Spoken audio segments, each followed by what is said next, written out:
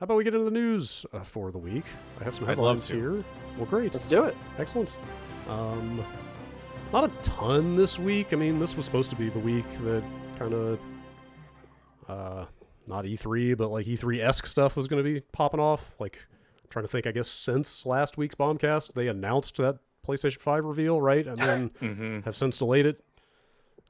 Yes. So that would have been the kind of big story of the week, is that tomorrow we were going to see some kind of reveal of the PlayStation 5, although they didn't really say what, right? Like, it's it was still pretty ambiguous. They talked about games. I feel like there was some quote out there that said something along the lines of, like, we're not going to show everything, like, we're not going to give you the full info dump or something like that. I think it sounded like more of a games-focused thing, something like that. But in light of current events, they have postponed that event until a later date to be determined.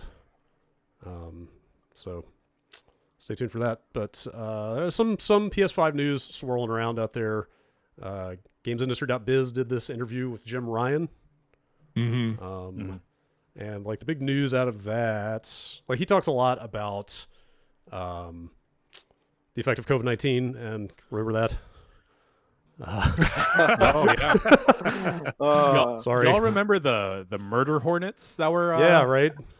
They're sweeping the nation. There's all this stuff still happening right in the background. But anyway, whatever. There's a lot of businessy talk in there about, like, you know, supply chain and like people not being able to go to China to check production lines and et cetera, in there. But, you know, they're still sticking with, hey, we're getting the PS5 out this year. The only real like newsy news type stuff out of this thing is they draw a contrast to, you know, there's the Microsoft policy of like all the games we put out for the first however 18 months or something also will run on the old console. Sounds like Sony is taking the opposite tack, which is kind of the big like headline here. I am going to find that quote real fast. Jim Ryan says, we have always said that we believe in generations.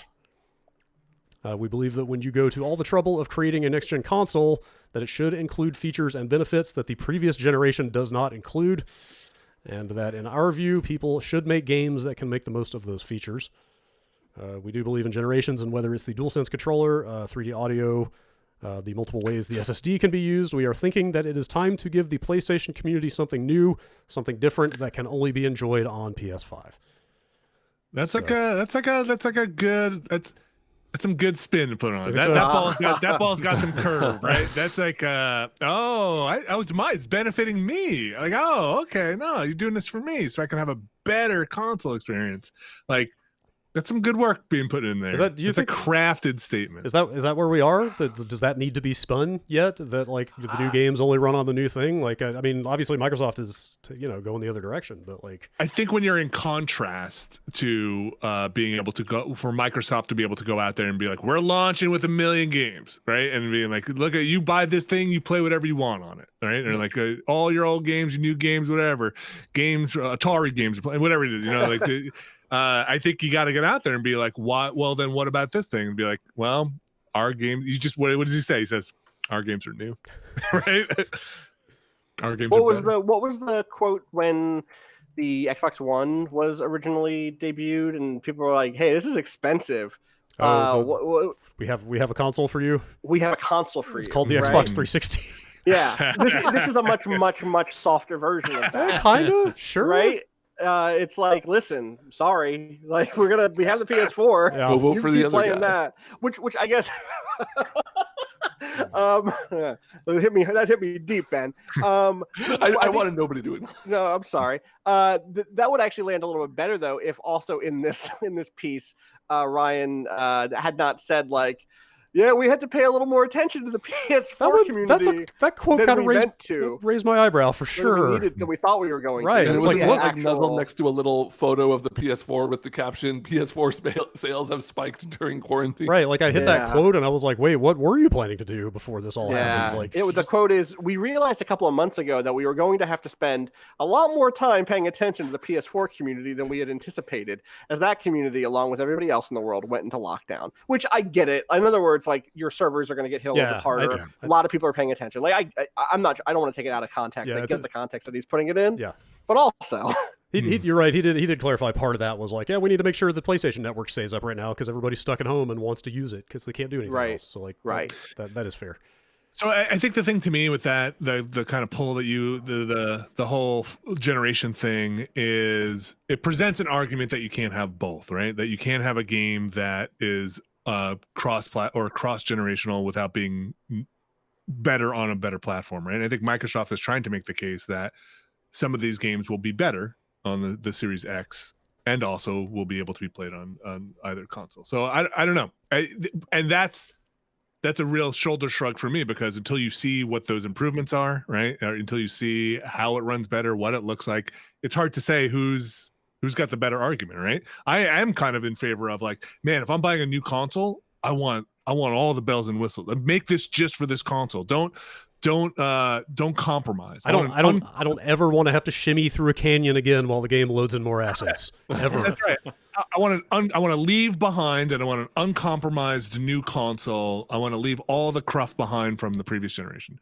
But but man, but then you tell me like, oh, I could also take all this old stuff and play it on my, I'm there too. So like, and you tell me that you're going to give me that, and it's going to be a new console with all the bells and whistles. Like, it's a big sell, and we haven't seen it yet, but I could be on board. The thing for me is like, there's kind of two things here. One is, if I'm going to spend hundreds of dollars on a PS5, I'd love to put the PS4 away, even if I want to get back to a game that I didn't get to this cycle or whatever. And the other half of this is, if they are, have they said if they're doing crossplay at all with any of this stuff? I don't think Have they been clear about it? So like, if I buy, very vague about a lot of that stuff. If I buy Last of Us 2 at the end of the month, am I going to be expected to, in a year, buy Last of Us 2 Definitive Edition on PS5 to get whatever those improvements that are built for that generation of console hardware look like? Like, is that the expectation to again buy an HD remake? Yeah, I don't think they've codified that yet. Here's the thing: that game isn't going to not have the squeeze through the cave thing, even though it doesn't need it to load assets, because it's been built to have a conversation happening while you're squeezing through that cave, and they're not going to pull that out probably. So I get it, but also for this specific moment of like the kind of cross generational thing, I just let people buy the thing and play the games that they just bought on the previous generation, and maybe they will do that. This could be a blank space in my head. Maybe I just don't know. But this interview, I don't see anywhere in it where he says, "Hey, if you just spent $200 on PS4 games this year, don't worry. When you buy your PS5, you're not going to have to drag your PS4 back out or leave it hooked up to keep playing them." You know. Yeah. So what is the official? Because I feel like I got some conflicting information. Maybe I haven't had my ear to the news on this stuff. Because it has been announced that it's backwards compatible, right? The PS5 will be asterisk. So what does that mean? Oh, just PS4. That's true. Just PS4. So I don't think they ever came out and said PS1 through like those rumors have been around forever, right? But I don't think they ever addressed that. Okay, so those are still just rumors then, but just PS4 is confirmed. So that means you can play a PS4 game, but it's a PS4 game. It's a PS4 game. I don't think the big difference we're talking about here, right? They've said, okay, now that you've like given me a jump start, like, the 100 games thing, right? And that was misunderstood, right? Okay. Yes. I think the 100 games thing was Sony said, yes, we there's a boosted mode again, just like the PS4 Pro, and we've tested we are confident through our testing of the 100 most popular PS4 games, we'll get a benefit from that. Right. But what he meant by that was, and also, we suspect the rest will also get a boost from it. We're still doing testing, but that is a system-wide thing. That is not just a these 100 games thing, right? I believe that's the case. That is my understanding of the whole thing. Yes. So what he's talking about specifically here is PS5 games or PS5 games. We're not making PS5, PS4 games where Microsoft is saying, hey, buy the game on either your Xbox One or the Series X. You'll be able to play it on either. We don't know. Have they said Halo Infinite is coming to Xbox One? Yes, that one. I believe that's a good example. Very flat out said this will be on both. Right. So that's the big distinction, right? That's I just want to. I feel like the devil's in the details there, and like just making sure that So let's just say Horizon Horizon 1 Dawn, whatever they call it, right? Horizon Zero Afternoon. Yeah, Horizon 1 Afternoon. That if that comes out on PS5, you're not getting that on PS4, and that's basically, I think, the statement he's making is because we're going to develop that natively for the PS5, and it won't be there. Yes. Okay. I get that. I do get that. Yeah, right. So I kind of get that, but like also, I mean, I think there's a really good consumer gesture on the Microsoft side, being like, we know a lot of you have Xbox Ones. You're going to want these games. We'll give you a path forward. Yes, if you're still on the fence, you don't have the console yet, but you bought the game. There's a clear path forward to get there. We're going to kind of bring you with us on this one. And they've really communicated that to people, you know? Like they've been ready with every one of those features with like a nice marketing approved name for you. It's like it's got play anywhere and smart delivery and like just like, you know, nice rolls off the tongue type stuff. A little bit. I mean, I think the messaging is getting out there. I feel like the branding maybe is getting. There's a lot of buzzwords getting tossed around. So I feel like, but yeah, the messaging that I feel like is penetrating is, and I think it's the core that they want is, we'll have a path for you, right? Like you take your stuff with you, which is just so fit. We talked a little bit about this on the hotspot, which is just so different than where they were at the launch of the Xbox One. Just so far. The metric difference. Really, though. Yeah.